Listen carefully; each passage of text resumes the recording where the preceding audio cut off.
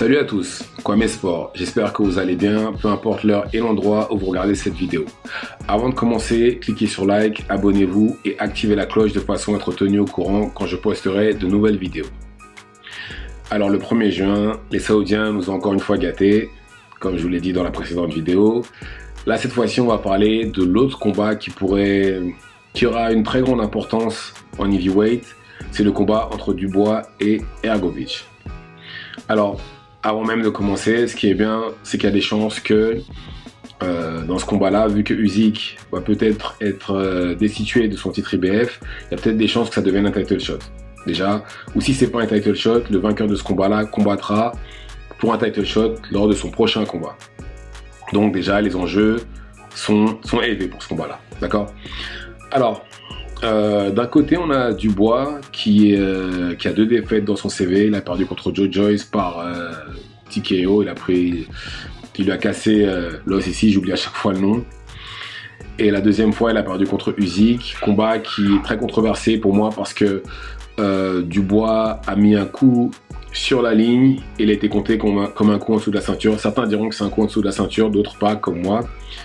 Et il a perdu par KO. Contre Usyk.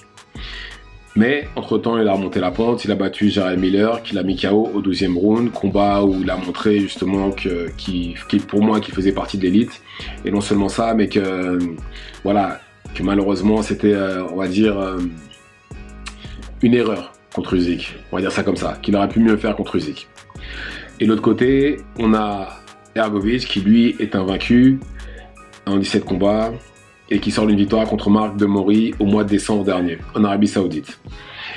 Et très franchement, c'est 2 combattants que j'apprécie vraiment.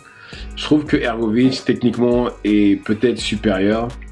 Et après, d'un point de vue compétition, d'un point de vue adversité, il n'a pas eu...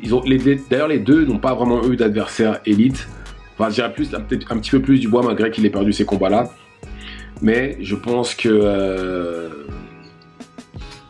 Hrgović a montré qu'il savait combattre malgré l'adversité, notamment durant son combat contre Big Bang Zeng, où il a mis un genou au sol, mais qu'il est revenu, qu'il a boxé. Bon, après, décision controversée parce que certaines personnes pensent que Big Bang Zeng a gagné, d'accord? Mais il a montré qu'il avait du cœur, qu'il était courageux et qu'il n'a pas laissé tomber et s'est battu jusqu'au bout. Et ça, c'est quelque chose qui ne s'apprend pas, hein. C'est où on l'est ou on l'est pas. De l'autre côté, beaucoup de gens pensent que Dubois, par exemple, a abandonné contre Usyk. Parce que c'est un jab qu'il a envoyé au sol la deuxième fois, enfin même les 2 fois, je crois d'ailleurs. Et beaucoup de gens pensent qu'il a abandonné ce combat-là, ce qui est... j'espère que je me trompe. En tout cas, bon, contre Joe Joyce, on ne peut pas dire ça.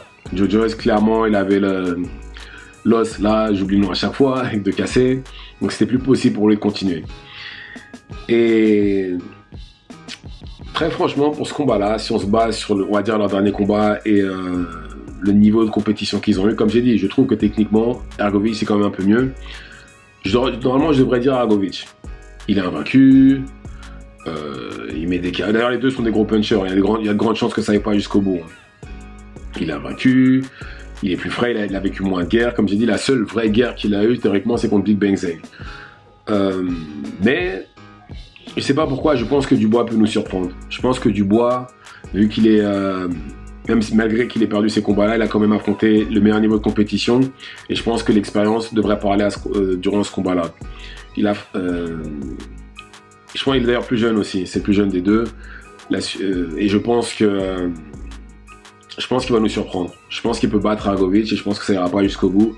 Je pense que ça se terminera sûrement par un KO aux alentours de 9 rounds. Ouais, aux alentours de 9 rounds, je pense qu'il y en a un des deux qui va aller dormir et je pense que ce sera Hrgović. Donc voilà, dites-moi ce que vous en pensez dans les commentaires.